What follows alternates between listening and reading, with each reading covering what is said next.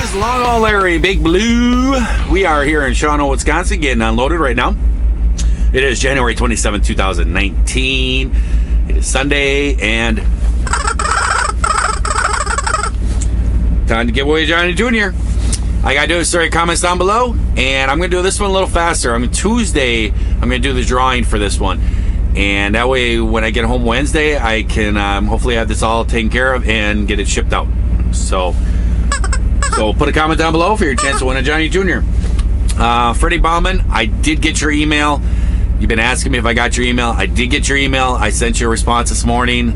Need to go back and change your comment to what I told you to from last Sunday when you won the Johnny Jr. And I'll get that thing shipped out first thing in the morning. Okay. So, what's going on? Really cold, guys. It's cold. It was -1 when I got here. I woke up this morning and it said -2. Now, just a while ago, I had my key on and it was up to 2 degrees with the sun beating out. So, it's cold. After this, I'm going home. I'm going to be home for tonight. Tomorrow, I'm going to be running up to De Pere, picking up a load up there tomorrow afternoon, running that to Columbus, and then delivering that, picking up another load in Columbus on Tuesday, and running that back up to Wisconsin on Wednesday. And then off to the snowmobile trip I go. I've looked at the forecast and stuff. Snow and stuff doesn't really bother me. The only problem that's going to bother me is maybe Tuesday. I might have an issue because they're saying -20 on Tuesday. Last few years, they've actually gotten into this shutdown thing when it gets like negative, like 20s, 30s, and stuff like that. They've done it a few times around here. I don't know why it started, but just the last few years ago, it started doing that around here. They shut down They shut down commercial vehicles. I hope they don't do that on Tuesday because that's going to mess up my whole schedule for snowmobiling and stuff like that. But we'll see what happens. But I thought that we have not done a answering comments video in a long time. I've been real busy, guys. I'm very sorry. I've been trying to keep up with the videos and stuff. I got some personal stuff that's going on and everything. But I've really tried to keep up on the videos going, but answering comments and doing these videos, I have not gotten... I've been behind, so I apologize for that, but we'll try to get to as much as we can here. Some of these are really old. Let's see, this is an old one here. I think this is from when I did the shop, when I did the brakes and all that stuff on the trailer. It's from Undercover Boss 2020. He's saying, yeah, that had to be about $1,200 worth of labor from a shop. Yeah, probably about that. He asks, why did I leave JB Hunt and end up at ADL Maryland? Basically because of you guys, because of YouTube. That's the whole reason why I'm here, to tell you the truth. It's the reason why I'm at ADL.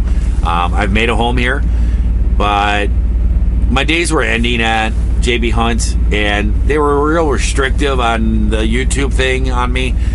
And a lot of companies won't let you record when you drive. It's a thing that, so ADL does with John, and it was okay for me to do it.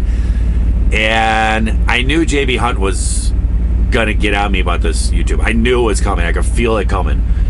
But then when they kind of insulted me when I hurt my back a little bit, and they basically sold me off to a thrift store for $10 an hour to sit in the back and sort bolts, I didn't build the resume I have for 20 years and all the safety and all the work that I've done and everything. Build this all up to then put on my resume that I worked at a thrift store for $10 an hour. I was very insulted by it, and I just said, I'm out of here. And basically, I told him I quit, and I'm done. You're not going to insult me like this. And I hung up the phone, and I sat there, and this guy here at ADL has been actually after me for a while. There must be their maintenance guys out here. He's walking around the parking lot, and he's turning every reefer on. Because of the cold, he's probably making sure that the reefers are firing up.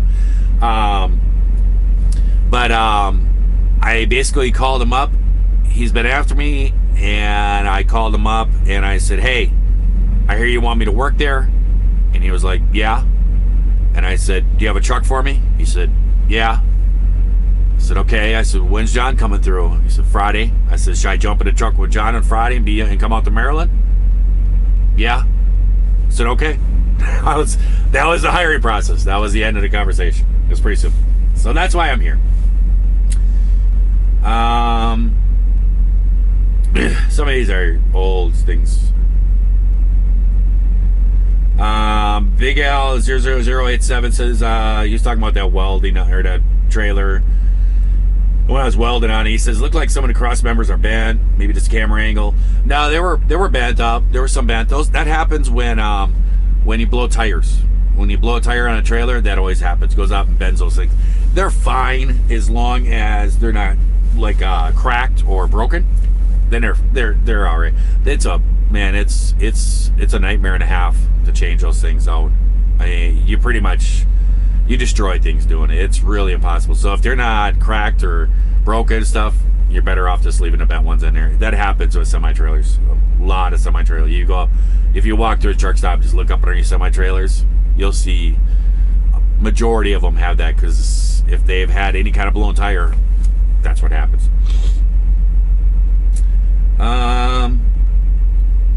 Gerald O'Connor says, Baby Blue made it to Wisconsin. Yeah, Baby Blue's still running across country. I think Boss Man Trucker, he's driving Baby Blue, and it runs. It's got some issues. It's got some little things that need to be taken care of sometime, but Baby Blue's fine. A lot of people say Baby Blue's all worn out and everything. It's not. I tell you right now, I could fix that truck up and get that truck running pretty sweet. It would give out another 500, 600, 700,000 miles. Baby Blue is fine. Gene Johnson says, I liked and share a lot of your videos. Cool. Thanks, Gene. America's Finest Backhoe. He's asking, did I get some more horsepower out of the motor? Just answered that. Nope. Set at stock. It's set at factory. I think it was at 500 before, to tell you the truth.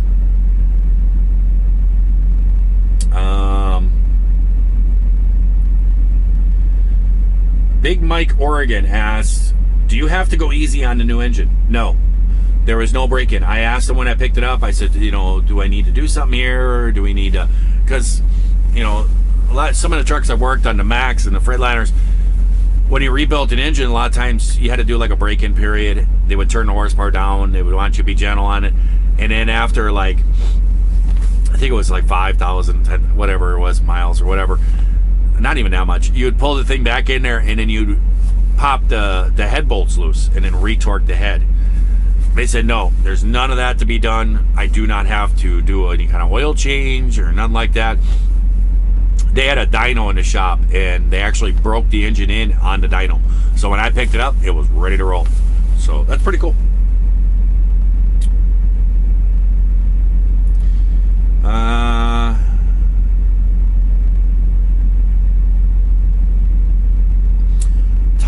Todd Asan. I thought this truck looked familiar. Is this the one that JBG used to drive? No, he didn't drive my truck. He drove a blue Freightliner. And how often do you use the clutch pedal? Just for stop and go, or every gear? And that foot ever get tired? Nope, foot don't get tired. Been doing this for 20 years. Foot don't get tired. Yeah, I pretty much use the clutch for stop and go. I don't shift with the clutch. Sometime I'll get a camera set up. I know some people are interested in shifting and stuff like that, so sometime I'll get a camera set up. Blue Membered says, why do you stay driving instead of becoming a mechanic with more home time? Home time really don't matter to me, and money does. And I can make more money doing this. Yeah, if you're a mechanic and you've been a mechanic for 20, 25 years, yeah, then you can make more money than, I can make driving. But I don't have the time in my life to get to that 20-some years of experience to get that pay. So this works, and I get paid for doing mechanical work too. So that adds on to this paycheck. Know what I mean? QCan asks if there's a break-in period on the motor. Nope. All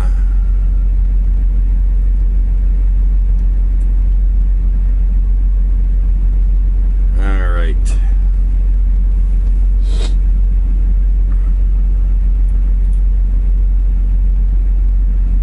Lots of pictures. Okay.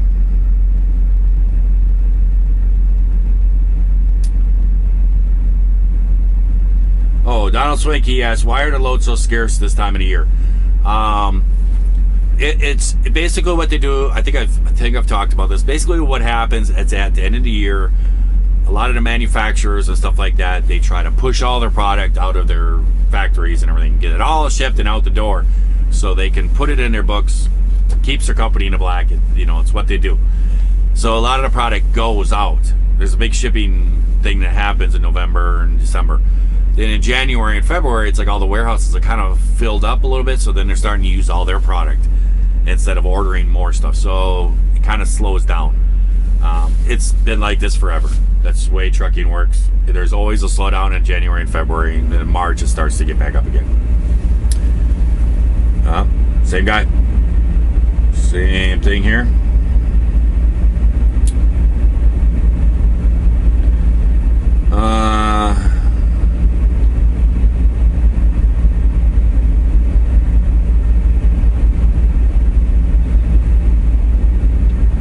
Let's see. Mike Mitchell asks, he says, WD-40 fixes everything. What does WD stand for? You know? Tell me down in the comments if you know what WD stands for. It's actually not really a penetrating oil. It was actually meant for something else. William Hillard says, good job, Larry. I also found it odd that the ad during this video is a JB Hunt ad. Yeah, I don't have the ability to say put these ads on my videos. That's YouTube. Yeah, I've seen it actually. I've watched a couple of my videos go back, and I want to see how they turned out or something, and I'll click on it and it's a JB Hunt video, and I'm like, how dare you? I don't have a big problem with JB Hunt. They're fine.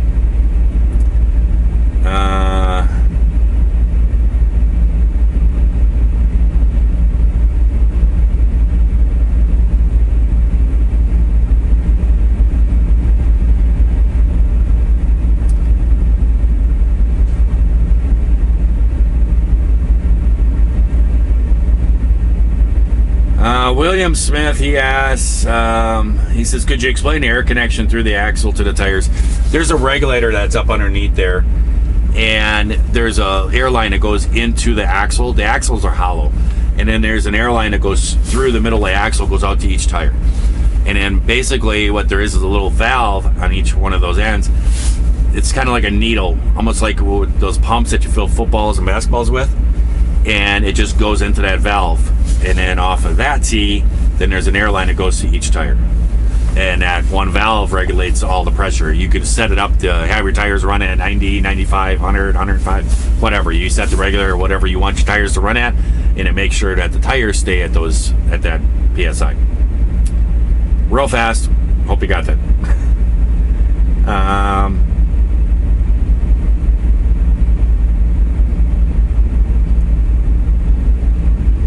Joshua Ellis asks, hey Larry, do you have to do 8-2 splits to get your loads in on time, or do you choose to do this? Most of the time it's I need to do it to make an appointment, or if I'm sitting someplace for 5-6 hours getting loaded, I might as well just make it an 8-hour, and then I can drive more. Otherwise I'll pull out of there and have to take a 10-hour, it's just a waste of time. So I don't like to do the splits. I really do not. They work okay sometimes, especially on a long load or unload time, but I don't like to do them. R65311, he says, Larry, have you ever considered doing flatbed or lowboy trucking? They pay a lot more money than reefers do. Yeah, I have done a flatbed and a lowboy. My hat's off to the flatbed guys. I mean, that's a lot of work, strapping on loads, everything else. But in the wintertime in Wisconsin, it's kind of a pain in the butt. The freight actually kind of slows down. People don't really ship things on the flatbed that they don't want out in the weather, and then if they do ship it, then you got to cover it and everything. So, I mean, the reefer, there's just more loads.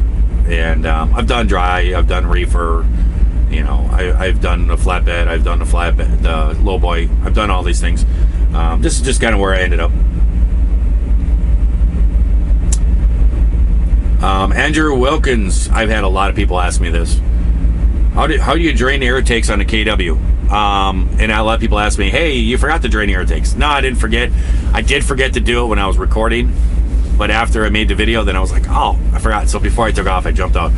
Basically what they are is there's two cables. And if you open up the door, they're right below here, right by the step. There's two little, you just reach your hand up in between the cab and the step, and there's two cables, and you just pull on them. They're attached to a little valve that's on the air tanks. You pull them, releases the air tanks, yep. And while I'm on that too, somebody mentioned too, hey, don't you need to put additive in the reefer tank? Yes, you do. I didn't video that either. I don't know why I didn't. That music that was going on at the pump, I knew it was going to be a problem with the YouTube, so I was kind of trying to be real fast, trying to hide my camera so it did catch the music playing. So I kind of forgot to, but yeah, you need to dump some additive in the reefers too.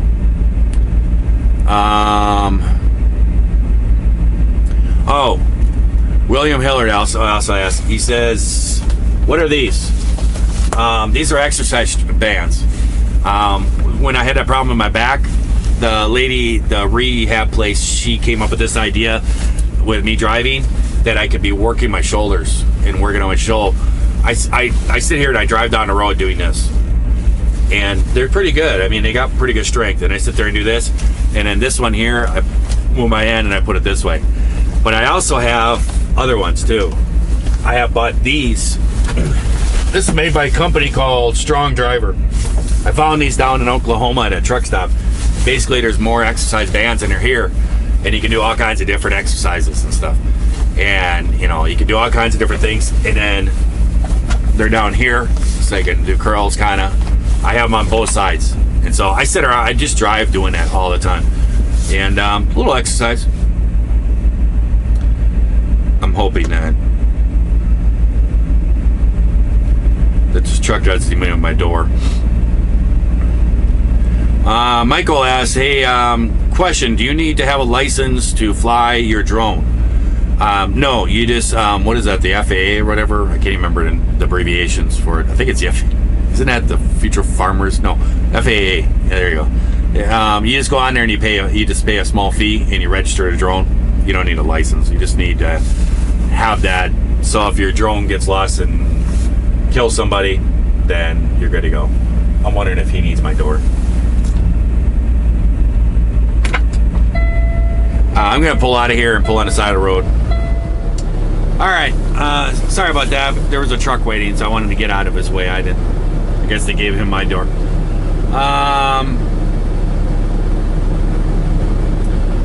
See, KB here. He's saying, talking about me talking about the mic and the camera thing. I'll say a couple things about that. He's basically saying good for standing my ground, good for the boss to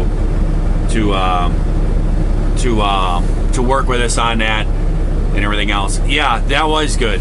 I don't really think I didn't know about it. I installed the things, basically hooked up a black and red wire. That's all there was to an installation for the ELD. There wasn't really instructions, and I didn't buy them, so I didn't know anything about them. And I don't really think he did either. And a lot of people have been sending me comments about that and saying, well, mine only records if there's a critical issue. And it records like a couple minutes before, a couple minutes after. Yeah, that's what it does. And John, with his following thing, when that beeping all the time, it's causing a critical thing, which makes it record. So that's how it caught our conversation, because he was driving on the road and it was beeping at him, so it was kicking the camera on. So I don't think the boss even knew it recorded a voice either until after he started getting recordings being emailed to him from the truck, and then there was audio too. So he worked on that and everything else. A lot of people have been sending me comments saying, well, how do you really know they're off? It's called trust. You know, I trust the boss. He trusts me. You know, it's called trust. So he told me they're turned off, so they're off. So that's all a good thing. I'm all good with everything with that. Pretty much all I got to say about it, I guess.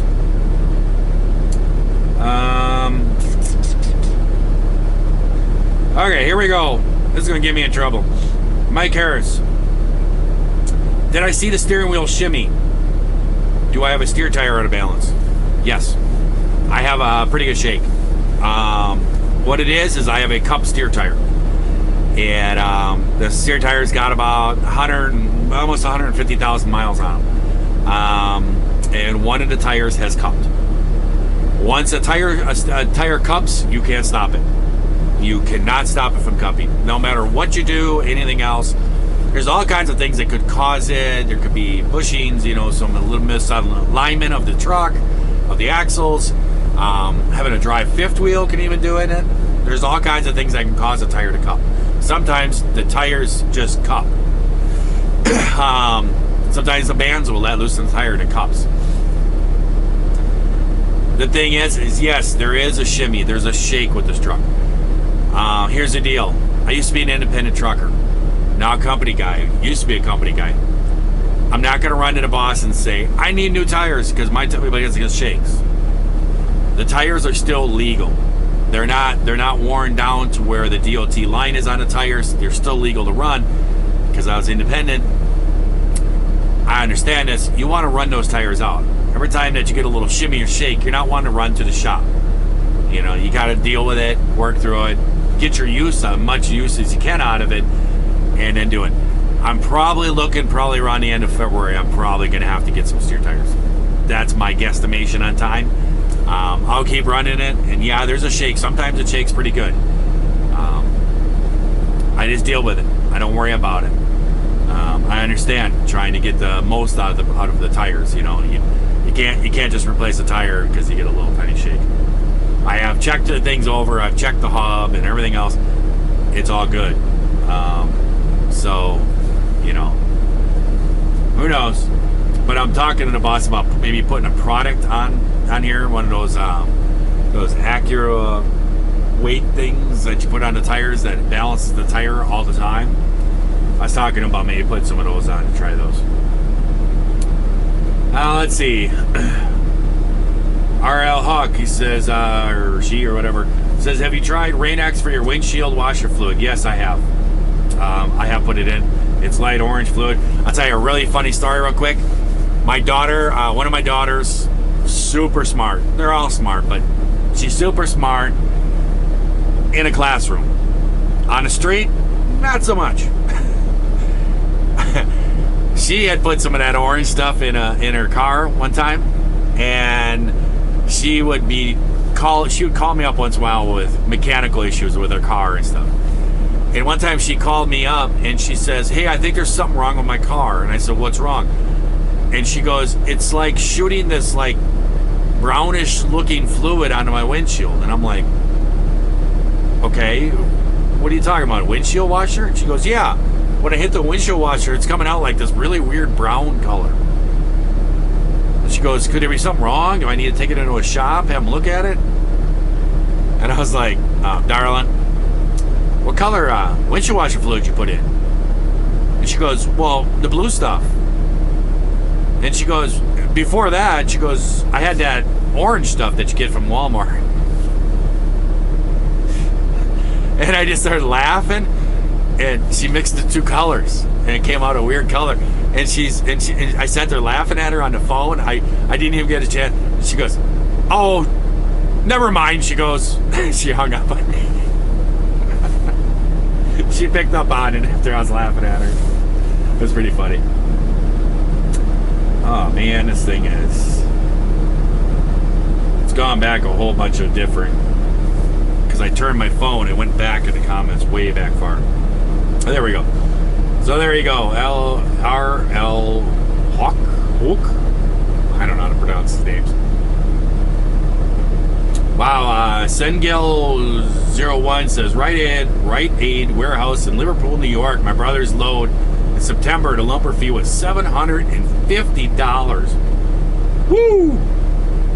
And he said in December it was $805 for an hour to hour and a half. That's some crazy stuff there. That's a ripoff. JN4, he says, Larry, you were talking about working directly for Nestle. Could you have gotten a contract? That way Ray Cutter's couldn't come in and stole it. No, they would not sign a contract. Nestle would not sign contracts. They will not sign a contract with you. It's just they have agreements. You do what the loads are available, and that's it. Nestle will not sign a contract saying we'll pay you this much. I tried. I did it for years with those guys, and they would not sign a contract. A lot of companies won't do it.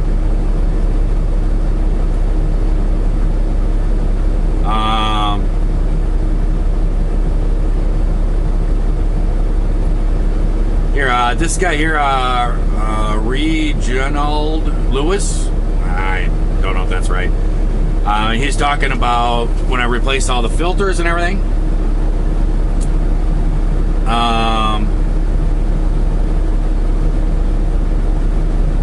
Actually, no, that's not what he's talking about. He's saying that my videos are very good, especially the technical ones. Have you ever thought about linking up with different manufacturers to produce the videos? Small firm, owner-operator stuff. Yeah, my boss, every time I see him, he's like, why don't you get sponsored by all these companies? I have a lot of these different companies contact me, and a lot of companies try to do this. The problem is I don't want to make this basically an ad. I buy these products out of my pocket basically because I'm not able to play by the rules. I kind of say what's on my mind, and if I get a product from a company for free, pretty much I'm doing an ad for them, and I can't sit here and bash them when they send me something for free. So I buy the things, and then I look at it, and I'm able to tell you exactly what I think about it. That's why I do that. Yeah, I probably could make a little money off some sponsorship. I've had companies contact me about it. I just choose not to do that.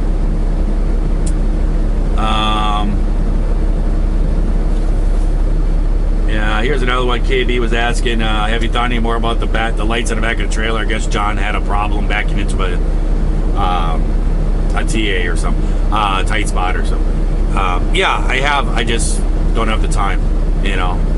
One thing at a time. Right now, I'm working on a project when I get home. Then I'll start working on another one. That's something that I'm working on. Plus, it's really cold out. Don't feel like being out there doing it. Steve Garcia, this is what I was thinking about. He says, dang, well, those are dirty filters. He says, you'll be breathing better. I wondered what the shop would charge to replace those filters. When I bought the filters at the KW place, I saw on the wall they have shop rates, you know, to change this, to change that, to oil change, whatever. And it said filter change, it was $125. That's what they charge, plus the filters. So it's basically an hour of their shop rate is what they charge.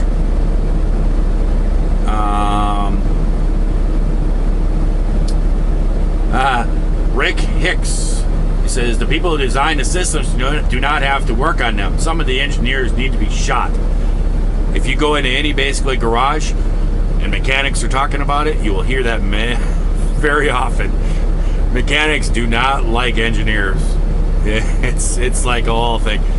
I mean, if you wanted to have some kind of reality show or something, and some fighting show or something, I'll tell you what, get yourself a room and throw 20 engineers in a room with 20 mechanics and lock the doors and put some baseball bats and stuff around. You'll see some pretty harsh beatdowns coming.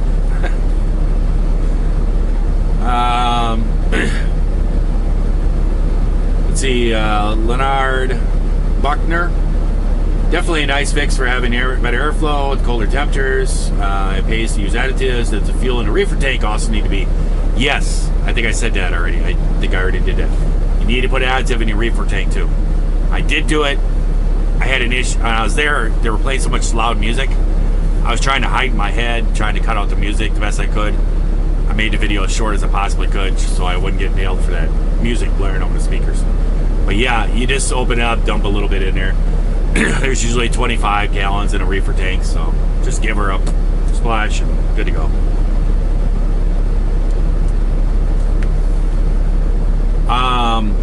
Klaus Kruger says, he says his camera records if there's an incident, records too. I think I just talked about that. Yeah, these do too. That's what these do too. They record when there's a sudden break or you get into an accident, whatever. And there we go. I think we're all good. So we're all gonna run home and I'll see you guys there. Hey guys, look at where we're at. We're at the house. And yep, it's chilly. It's chilly, chilly. It's 2 degrees. I've actually got so much stuff going on right now. My brother didn't do a very good job plowing.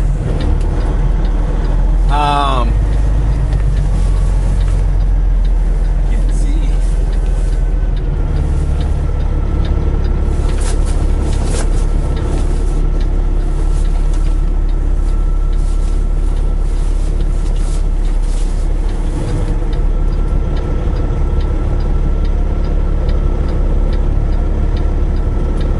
No, not gonna make that.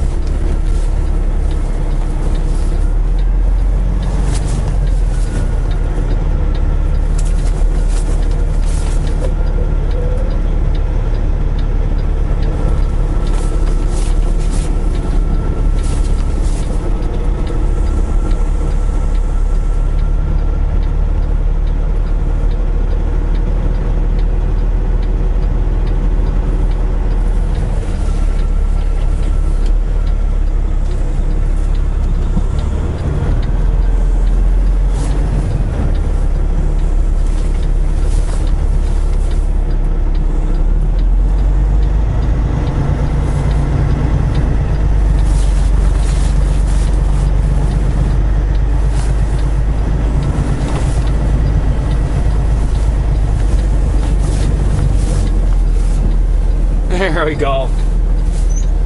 My brother did he did the plowing out here. He plows way off into the grass.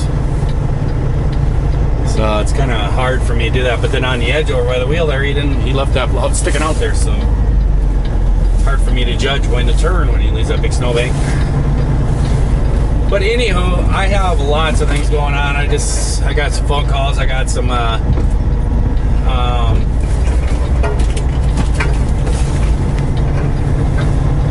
a couple of those little tree branches with my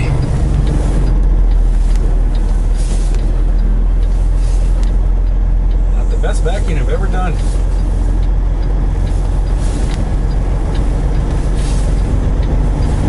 There we go.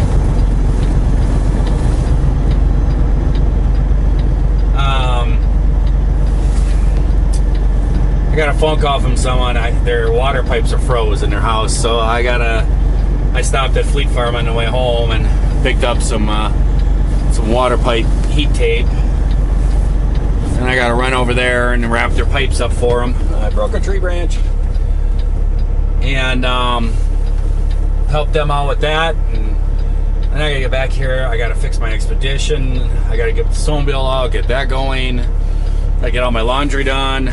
Lots and lots of things to do. So I'll catch you guys later. I hope everyone out there is having themselves a great day, a great night as they're watching this here video. If you are not, then I will catch you guys later. See ya.